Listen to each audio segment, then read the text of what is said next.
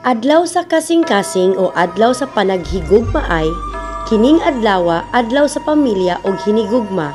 Apan diri sa lungsod sa Consolacion, lahi ang ilang pag-aninaw sa ilang gugma kay sila nagsaulog sa ika-93 ka tuig nga founding anniversary, diin nagpahigayon sila sa ilang sa rock festival.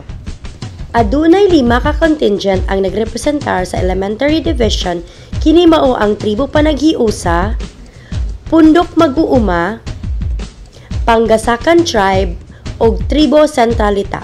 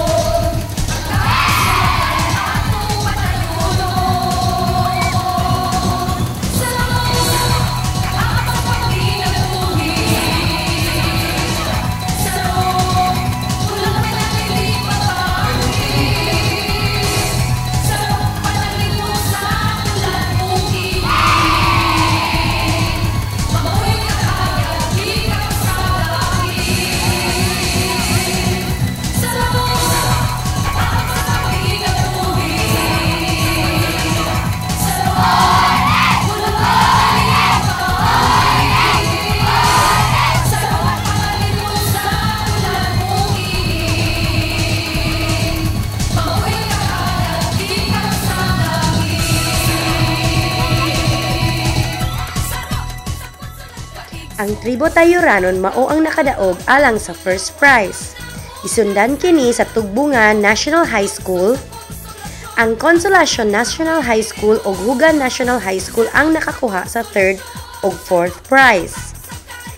Ang maong kalihukan gipanguluhan ni Mayor Teresa Aligado ang inahan sa maong lungsod.